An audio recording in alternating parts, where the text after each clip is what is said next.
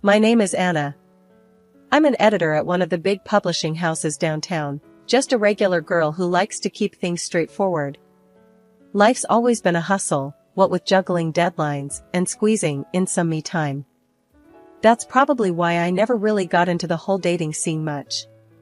I preferred my own company, usually with a good book or a quiet walk in the park near my apartment.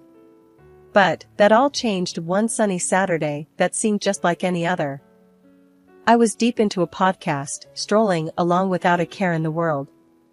The park was buzzing with people and their pets, kids running around, it was lively. I guess I lost track of where I was walking because the next thing I knew, a guy on a bicycle nearly collided with me. "Watch it," he yelled, swerving at the last second. His tone was harsh, the annoyance clear in his voice. "I'm so sorry," I blurted out, pulling out one earbud. I hadn't realized I'd wandered onto the bike path. He stopped his bike and turned around, looking more amused than angry now. "You gotta watch where you're going. This path's a jungle sometimes." "Yeah, my bad. Totally my fault," I admitted, feeling a bit embarrassed. I brushed a stray lock of hair from my face and gave him a sheepish smile. He laughed, and just like that, the tension dissolved. "I'm Tom," he said, extending a hand. "Anna," I replied, shaking his hand. His grip was firm, confident. "So, Anna, always this distracted, or is it just my charming presence?" He had this cheeky grin that made me chuckle. "Just a long week at work. My brain's off enjoying the weekend already." "Fair enough. I was just about to grab a coffee at that place over there." He pointed to a small cafe at the edge of the park. "Care to join me? You know, as a peace offering for almost sending me flying." I considered it for a moment. He seemed nice, and honestly, I could use a coffee. Sure, why not? I could use a good coffee story to tell. As we walked to the cafe, Tom was easy to talk to. He told me about his job at a car sales company and how he liked to spend his weekends biking or hanging out with friends. He wasn't from the city, he moved here because he thought it offered more opportunities. "You know, big city dreams and all that," he said with a smirk. I shared a bit about my job too, how I loved books and ended up making a career out of that passion. "Beats being stuck in a cubicle doing something you hate," I added. We reached the cafe and ordered our coffees. While we waited, I couldn't help but notice how comfortable I felt around him. It was strange because usually, I'm a bit reserved around new people. But with Tom, the conversation just flowed. After meeting Tom, we started hanging out more. He was funny and easygoing, but it wasn't long before I started noticing little things that bugged me. It was nothing major at first, just small comments here and there that made me raise an eyebrow. One Saturday, we decided to go out for dinner, and somehow, the topic of careers and family came up. We were just chatting about work and life, nothing serious, or so I thought. "So, how's the book world treating you?" Tom asked, taking a sip of his beer. "It's busy, as always. Deadlines don't stop for anyone," I replied, poking at my salad. "Yeah, I get that. But you wouldn't want to be stuck in that forever, right? I mean, eventually, you'd want to settle down, maybe cut back on the work hours," he said, casually. I paused, fork midair. "Not really, Tom. I love what I do. I don't see myself giving it up anytime soon or ever, really." Tom shrugged. "Sure, but what about when we have kids? Wouldn't you want to be around more?" The question caught me off guard. "We?" I chuckled nervously. "That's jumping way ahead, don't you think?" He laughed it off. "Yeah, you're right. Just thinking out loud, I guess." I tried to shake off the discomfort, but it lingered. A couple of weeks later, Tom invited me to have dinner with his parents. I figured it was a good sign, things getting serious and all. I was nervous, but hopeful. That dinner, though, it opened my eyes a bit more. His parents lived in a cozy, well-kept house in the suburbs. His mom, Mrs. Reed, was all smiles when we arrived. "Anna, so lovely to finally meet you." Tom has told us so much about you, she gushed, pulling me into a hug. Thank you for having me, Mrs. Reed. It's great to meet you too, I managed to say, returning her smile. Dinner was served, and everything was going well until Mrs. Reed started talking about family and marriage. You know, Tom was always the responsible one, she began, serving herself some more potatoes. We've always told him the importance of finding a good girl who knows her way around the house. Tom's dad nodded. Absolutely. It's about building a good foundation, you know? A man needs to provide, and a woman, well, she takes care of the home. I glanced at Tom, hoping he'd say something, but he just focused on his food. Mrs. Reed continued. It's how we raised our boys. Family first, right, Tom? Right, Mom. Tom said, finally looking up. His agreement felt like a punch to the gut. I tried to keep my cool. It's interesting because I've always been pretty career-oriented. I love my job, and I believe in contributing equally. Mrs. Reed smiled, a bit too sweetly. Of course, dear.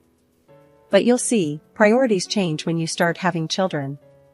It's only natural for a woman to want to stay at home with her babies.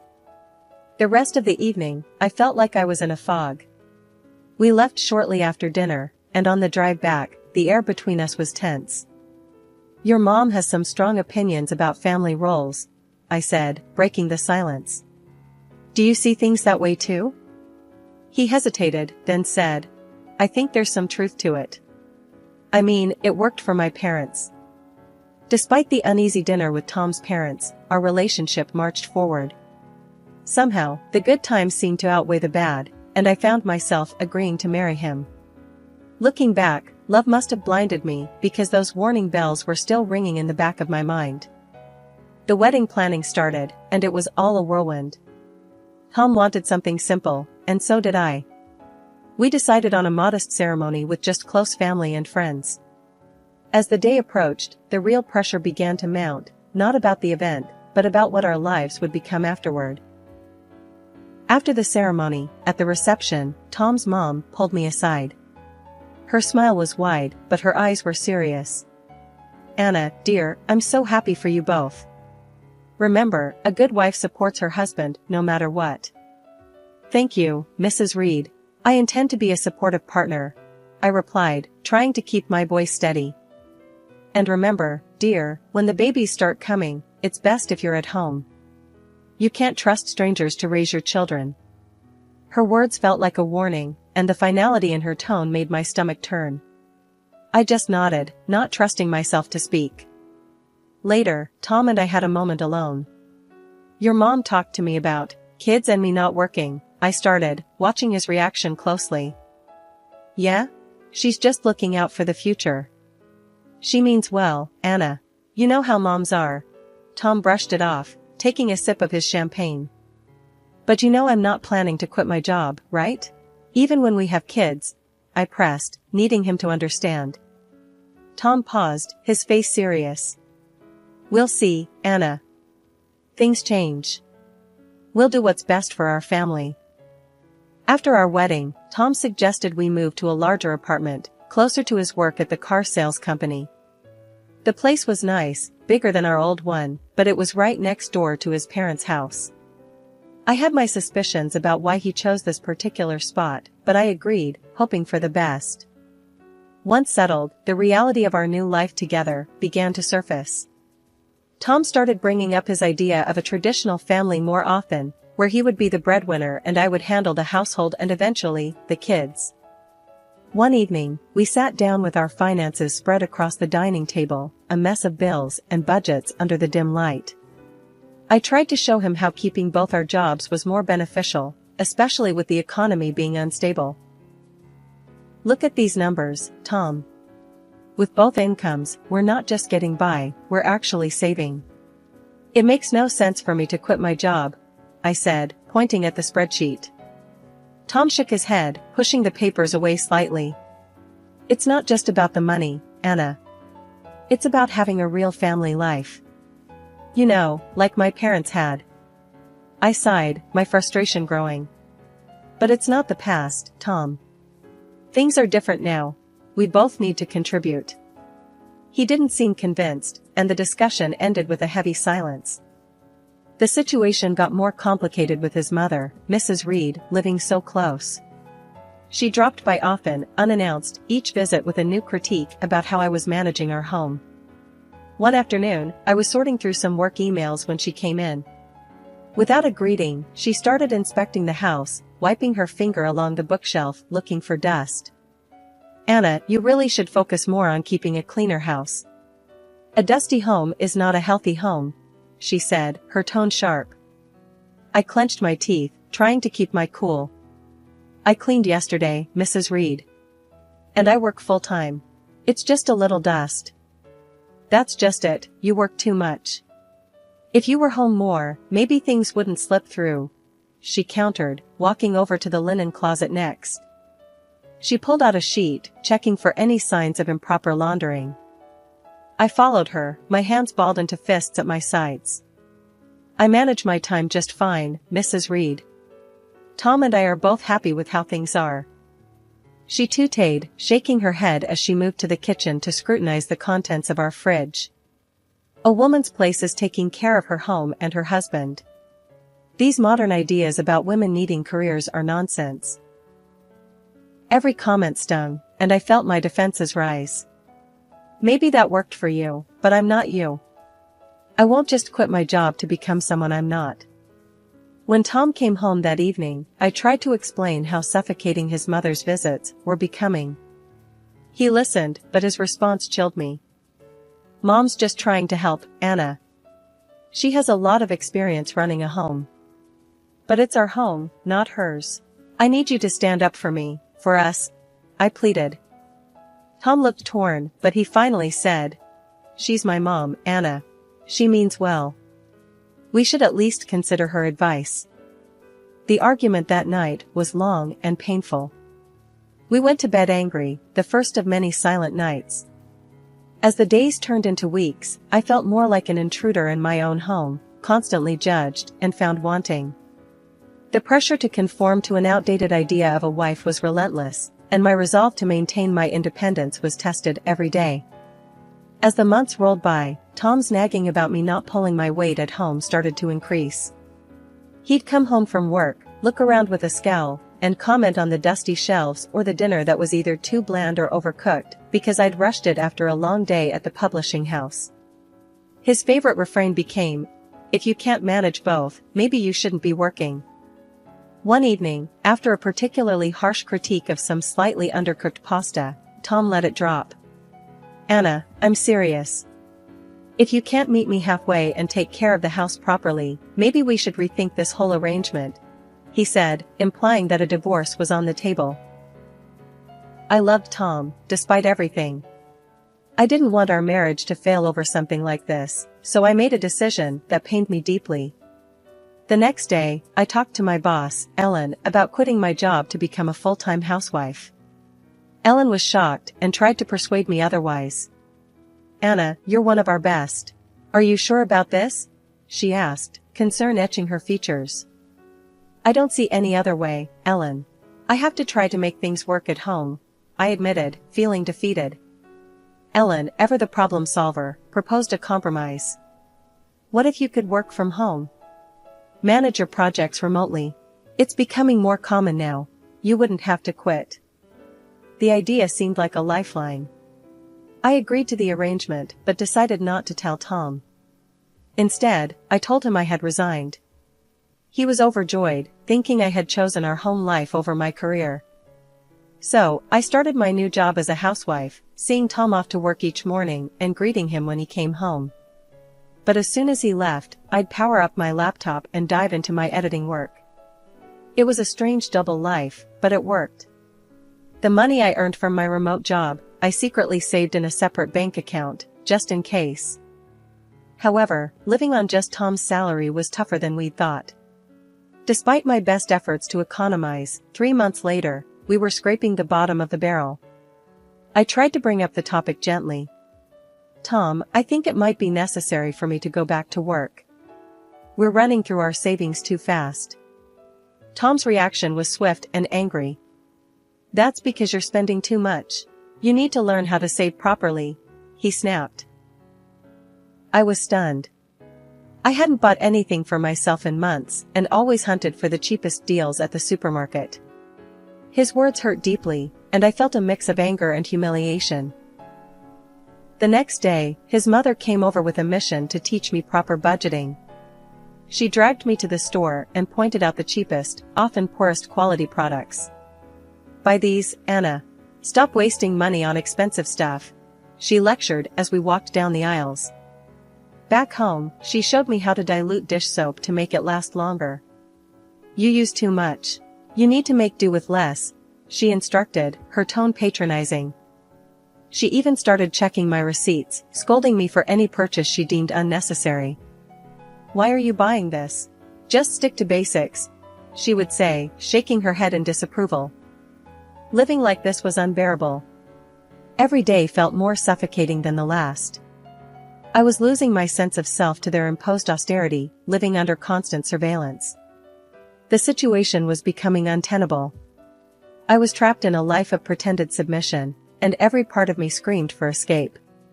But for now, I held on, biding my time, and planning my next steps carefully. It all reached a boiling point one drizzly Tuesday evening. I was on the phone in the living room, pouring my heart out to my mom. I just don't know how much more I can take, Mom. His mother is constantly over here, teaching me how to stretch $1 until it screams. I get it, we need to save, but this is too much. Mom's voice was a mix of concern and anger. Anna, that's not normal. You need to have a conversation with Tom about boundaries. It's your home too, not just his or his mother's playground. Just as I was nodding, feeling a bit strengthened by my mom's support, Tom stormed in from the other room, his face red with anger.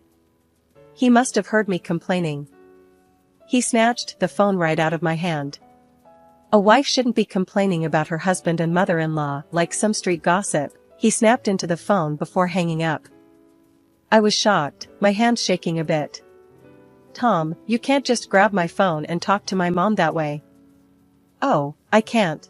Maybe if you had some respect for us, I wouldn't have to. His voice was rising, and I could see the veins in his neck bulging. Tom, listen to yourself. Can't you see this isn't healthy? I pleaded, hoping to reach some part of him that remembered what love felt like. But he was beyond reason. Healthy? My mom was right. I should never have married you. His words cut deeper than I would have expected. That's enough, Tom. I'm your wife, not some puppet you and your mom can control. I shot back, my own anger flaring up now. Then act like it or leave, he shouted, his face just inches from mine. I stared at him, disbelief and sadness warring inside me. You want me to leave? At 4 a.m.? It's dark and pouring rain outside. If you don't like how things are, then yes, get out. His eyes were cold, unyielding. I knew then that nothing I could say would change his mind or the situation. Shaking, I grabbed a few essentials, my laptop, some clothes, and my phone. I went for my purse next, but Tom was quicker. He grabbed it first, holding it out of my reach. You think you're leaving with this? I earned this money, not you. Fine, keep it, I said, my voice hollow. I couldn't believe this was happening. I called a taxi and waited by the door, my heart pounding. The taxi pulled up, and I stepped out into the cold night air, the rain drenching me immediately. As I climbed into the car, a sense of surreal calm settled over me. I was doing this. I was leaving. At the hotel, as I lay in the unfamiliar bed, I couldn't help but feel a surge of relief amidst the turmoil. Despite everything, I hadn't quit my job. My secret savings account, unknown to Tom, was now my lifeline. The first light of dawn was barely peeking through the curtains when I got up. I hadn't slept much, the weight of my decision pressing down on me through the night. Today was the day I would take control back. I had an appointment with a lawyer to talk about filing for divorce. It felt surreal, like a scene from someone else's life, not mine. The lawyer's office was a stark, unassuming place tucked between a row of old brick buildings. Inside, Mr. Henderson, my lawyer, was a straight-talking man who wasted no time. "Let's get down to business," he said as soon as I sat down. "You're here to file for divorce, correct?" "Yes," I confirmed, my voice steadier than I expected. "I can't go back to the way things were." Mr. Henderson nodded, his face serious. "All right. I'll need all the details. Any joint accounts, property, anything that needs untangling." We spent the next hour going over everything. He explained the legal process, what I could expect, and what my rights were. He was thorough, ensuring I understood every step before drawing up the necessary documents. "You'll need to serve these to your husband," he instructed as he handed me the envelope, sealed with a stamp that felt like the seal on my old life. Armed with the divorce papers, I went back to the apartment I had shared with Tom. He was still asleep, probably exhausted from last night's fallout. The apartment felt different as I packed my things. Every item I tucked away marked the end of another shared chapter. By the time I finished packing, Tom was stirring. He wandered into the kitchen, bleary-eyed and clearly confused to see my bags piled by the door. "What's going on?" he mumbled, scratching his head. I didn't have much to say, just actions to take. Instead of answering, I handed him the envelope. "These are for you," I said, my voice void of the emotion I felt churning inside. Tom tore open the envelope, a frown forming as he scanned the contents. "Divorce?" he laughed, disbelief lacing his tone. "You think you can just walk out and everything will be all right?" He looked up from the papers, his eyes cold. "Come back when you're ready to apologize, and maybe I'll consider taking you back. But remember, you'll have to listen to my mother from now on." The absurdity of his words almost made me laugh, but I held it back. "I'm not coming back, Tom. I'm done. We're done." Walking out of that apartment, the air felt different, crisper, almost hopeful. I went straight to a new place I had rented days before, small, but mine alone, a place where I could start rebuilding. Each step felt heavy, but right.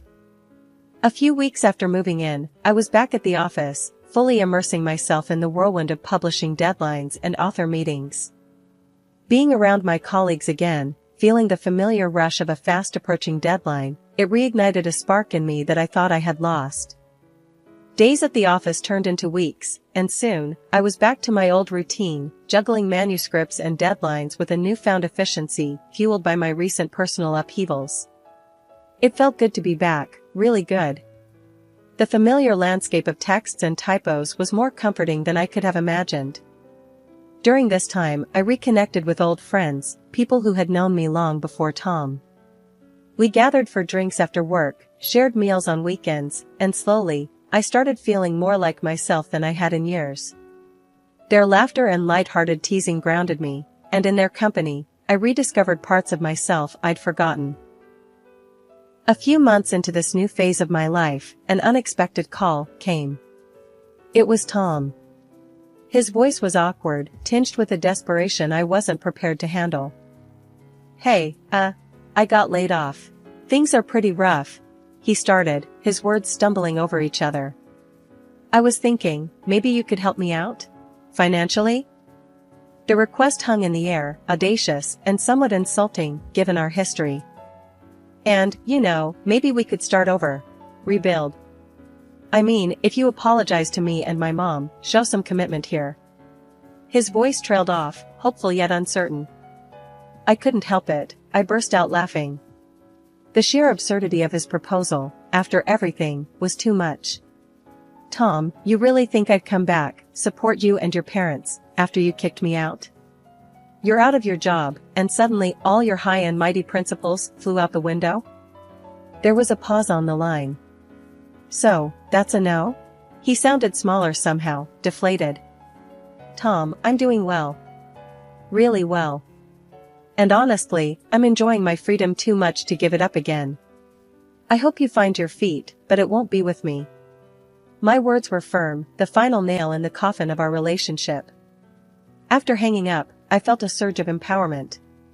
Tom's call, although ridiculous, had affirmed something vital for me. I was truly free now, and no offer or plea was going to change that.